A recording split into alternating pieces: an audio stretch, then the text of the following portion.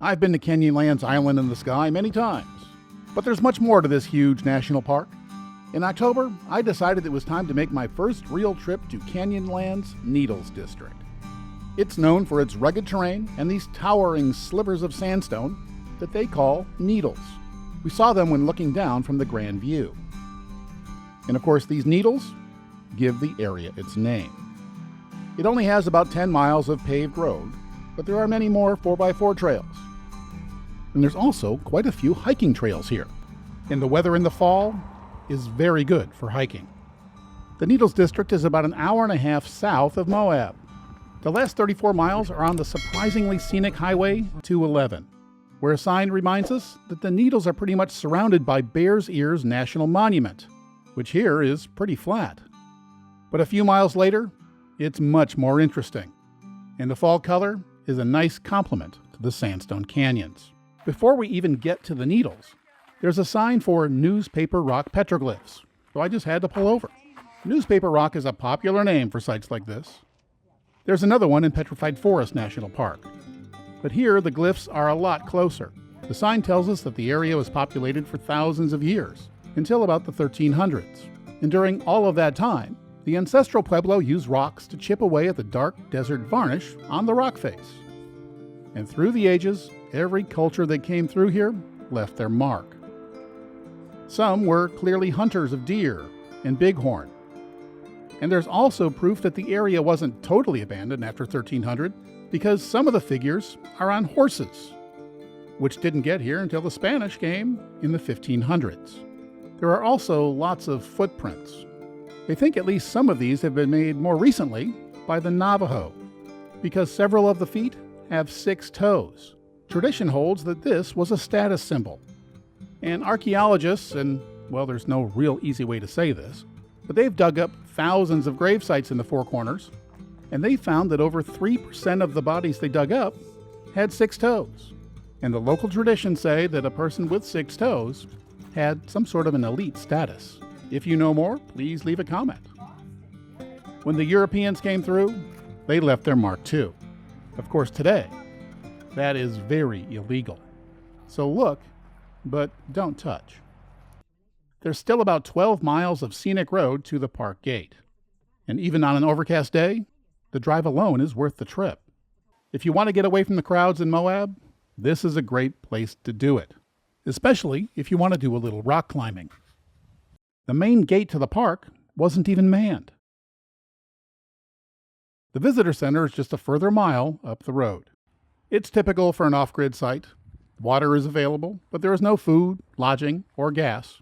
Of course, there's things to buy, including refrigerator magnets. There's a giant 3D map of the whole area, which is really quite interesting, and a little museum/education area. It has displays of the area's vegetation, the Native Americans who lived here, as well as the pioneering cowboys. Though I'm more interested in the area's early history and how people survived in this harsh climate for thousands of years. This area is rich in Native American artifacts and dwelling sites.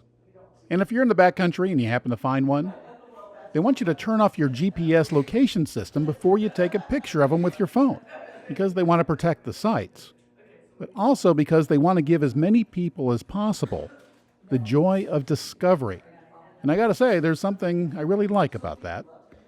There's also a nice shot of the confluence of the Green and Colorado rivers. I was hoping to see it in person, but I would soon learn that it was not to be on this trip. I also found this pothole display intriguing, and I was about to learn much more about them. With my appetite whetted, it was time to ask the ranger to help me plan my day. I first asked how I could see the confluence. He said I could drive there, but only if I had a 4x4 with a low-range gear. And I don't. But I knew there were lots of trails here, and it turns out there is one to the confluence. But it's 11 miles long. I didn't have the time for that. So he pulled out a park paper and highlighted a few shorter trails on its map. One was very close to the visitor center. The map calls it Stone Storehouse, but the trailhead sign calls it Roadside Ruin, and I wasn't really sure if I was in the right place until I grabbed one of the pamphlets from this box. It's just a half-mile round trip. Isn't really long enough to call it a hike, but it's not paved, so it does feel a bit like one. So I was in the right spot, and yes, I did put $1 in the slot to pay for the pamphlet. It says around 950 AD, people started migrating here from the Mesa Verde area, and yes, I've been there. It also says that another people from the Fremont area came here at about the same time. And please leave a comment if you know where that is. And remember that this was before the Spanish reintroduced horses to the area, so they had to walk the whole way on this very harsh and rocky and cactus-filled ground. Both groups were farmers, and they found enough edible plants, water, and arable land near what we now call the Salt Creek to sustain themselves. According to the pamphlet, this is Indian rice grass. Its seeds have a lot of nutrition, and apparently they were ground into a flour-like paste before they were consumed. And this green stuff on the left, it's called pepper grass. As you might expect, its seeds have a peppery taste, and apparently the Navajo used it for medicinal purposes. Several types of sagebrush are found in the area. This one was used to make a yellow dye, and its bark can be twisted into a weak twine.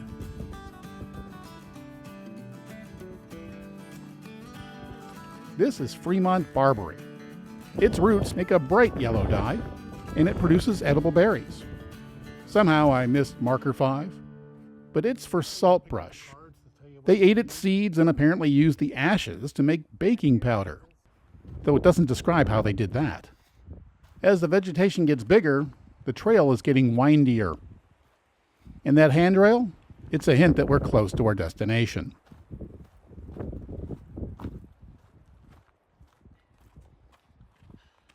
That's it? It's right there. It's right up there. It's interesting. Wow. Soon we're at the cross-bedded sandstone rock face. And when we follow it to the left, we see a small stone storage structure that's protected by a natural alcove. Back in the day, these little granaries were used to store seeds, corn, and other food stuff. But some of them instead were used to store intricate ceremonial items that only the elites were allowed to have. They like to build these structures under natural alcoves to protect them from the elements. And some were built in hidden places that are difficult to reach, because some folks like to take things that don't belong to them. To get into this one, the roof has small rectangular doors that they covered with a heavy slab of rock to help keep others out. And no, you can't climb on them. They don't want you to even touch them. Before we head back, I want to take one more look at this rock. If you look close, you can see that it's cross-bedded. This indicates that the area was once covered by giant wind-blown sand dunes. You can even tell what direction the wind was blowing. That can tell us something about seasonal climate changes a long, long time ago. The pamphlet has a few more tidbits to pass along as we head back. This is marker number 7. It's a narrow-leaf yucca. In Big Bend National Park, I saw a demo of how its sharp spines were used as sewing needles, and how its leaf fibers can be woven into cloth or a strong rope. This is prickly pear cactus. It doesn't exactly look like a food source, but believe it or not, it produces a edible, juicy fruit at certain times of year. And the pads can be eaten once you burn off all the tines. And once you scrape off the skin, the little juices inside can actually be used to soothe wounds. You gotta wonder who the first person was who thought of that one. So as we walk back, you may be wondering why the Ancestral Pueblo left this area. They were here for 250 years. There was a good life here. By the early 1200s, the local climate in this area was quite a bit different than it was in the 950s. Nature somehow created droughts and temperature changes that made farming and plant growth less productive. People had to adapt. Some moved south to what is now New Mexico and Arizona. They joined local groups and others fleeing other areas with similar problems. These people would eventually become the Hopi and Zuni tribes. Others stayed and adapted to the colder climate by relying on wild plant gathering and hunting. Those groups would become the Ute and Paiute tribes. And I hope I'm pronouncing all of these things correctly. But other tribes people say that their people never left. They say that the spirits of their ancestors are still here.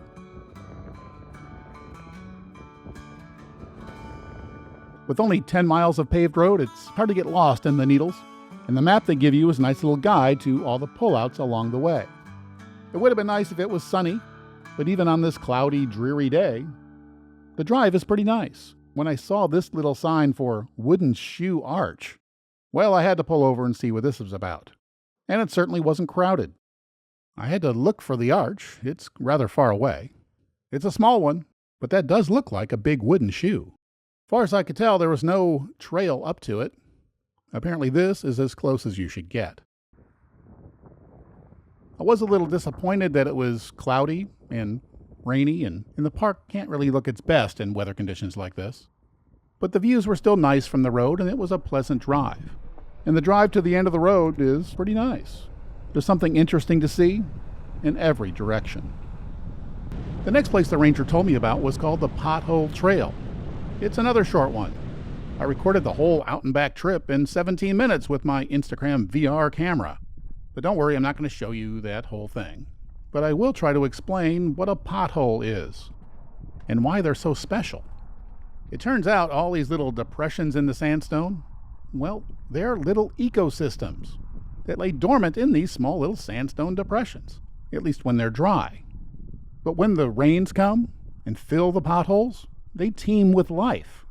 With the skies threatening, I was hoping to witness that transformation. I suppose I could try to explain how this happens, but the Park Service made a video that explains it all. And since it's in the public domain, I'm not going to reinvent the wheel. I'm talking about these desert potholes that some people call ephemeral pools. They can be found all over the park, wherever the rock surface is more or less level. And when they're dry, they're pretty unremarkable. You might see some dirt, a few seedlings, not much else. But when a good rain comes to fill this up with water, you'll find a tiny ecosystem filled with a surprising collection of animals. Let's take a look.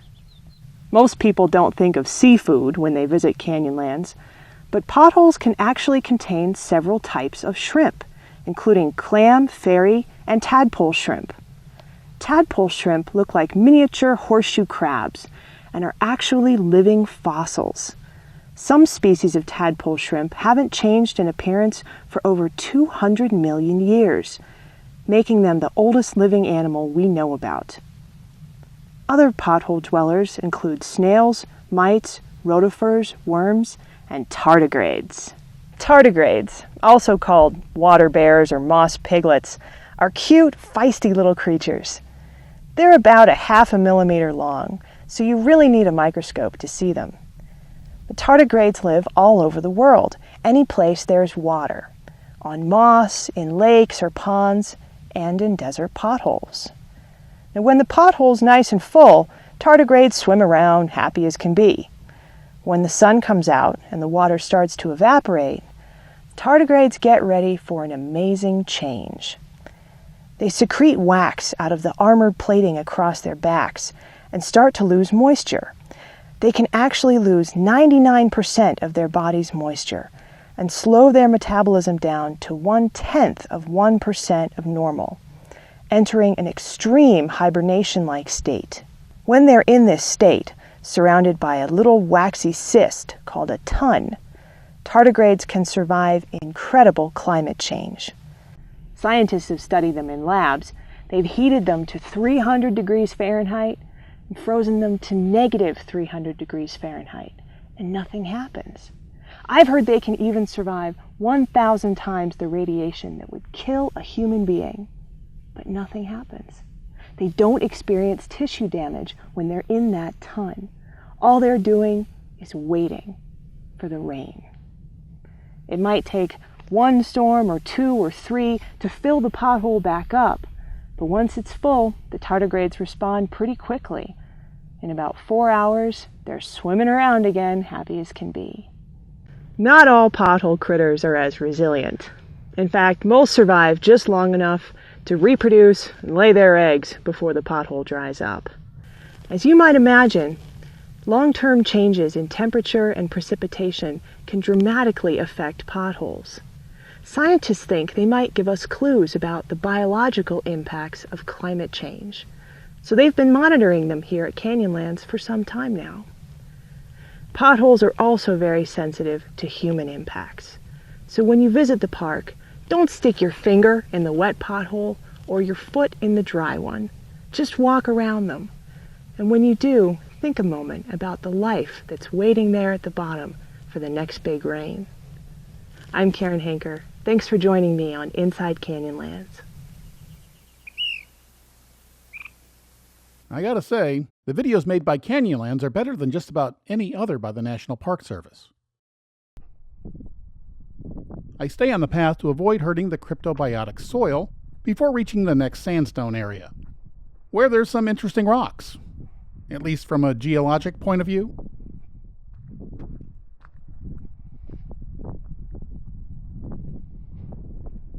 The two different colors of sandstone tell us that something changed here a long time ago. If you're a geologist, please write a comment and let us know what you think that change was. There's more potholes to the right, but I stayed to the left to avoid them. On this trail there are hundreds of these little ecosystems. The trick is to avoid stepping in them. Many are filled with sand and don't look that impressive at all, and you can't imagine that there's a little world in there.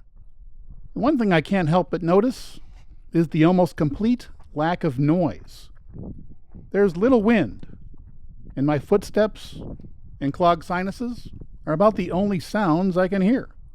I just might have to add this place to my list of places with the sound of silence. And that's a rare commodity if you live in a big city like I do. It looks like the trail goes up this way.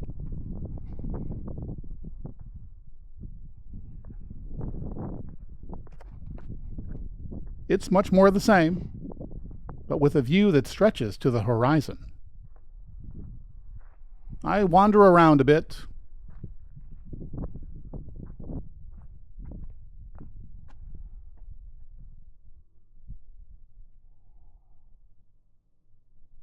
And then I decide to climb this little rock pile to get a full 360-degree view.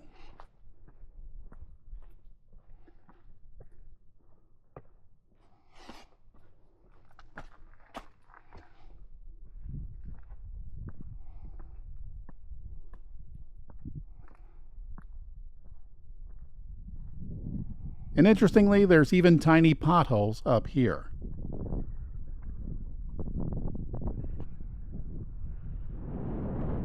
And I guess now I'm high enough to get into the wind.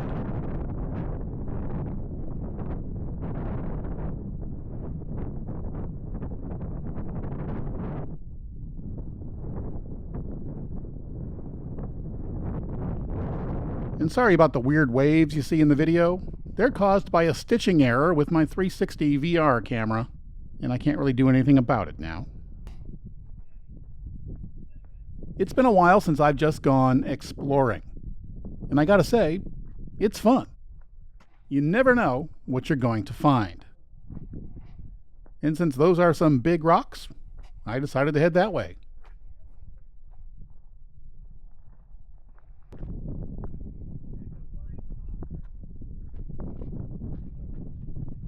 Well, it looks like I'm not the only one who likes to do a little exploring.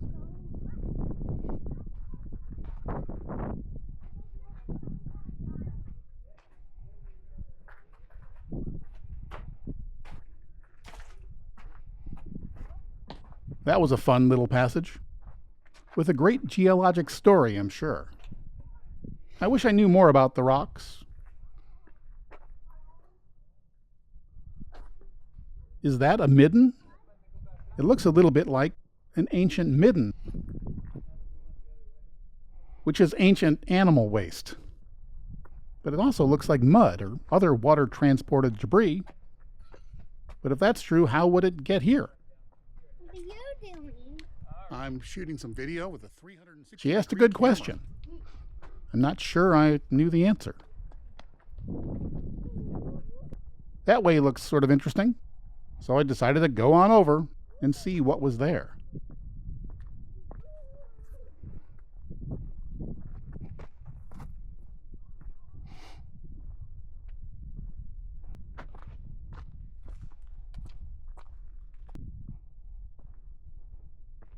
took a bit of a scramble. But what I found was a hidden water-carved canyon.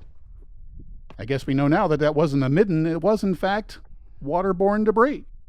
And the water must have been awfully high to deposit mud way up there.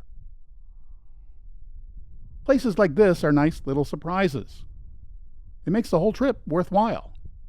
And I tried to get a little closer to the edge, but that ledge down there, it's lower and farther away than it looks.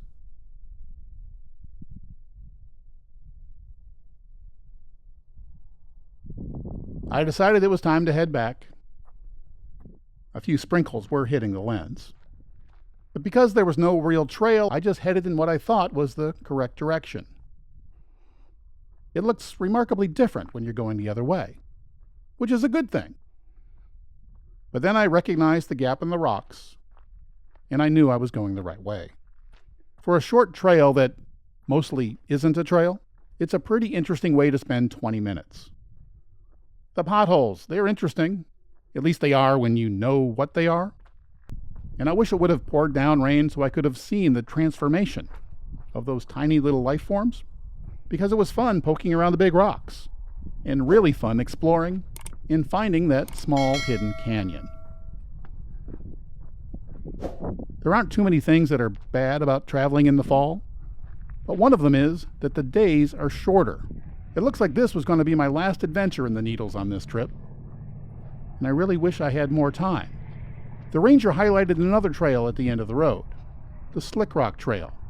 It's only 2.4 miles long, but I had a long drive ahead of me, and I didn't have a place to stay for the night, and the rooms in Moab were all booked. So I really needed to think about heading back. Road trips are for creating memories and doing things that most people don't get to do. In the next video, I'm going to take you to a place where you can walk in actual dinosaur footprints. They're over 100 million years old.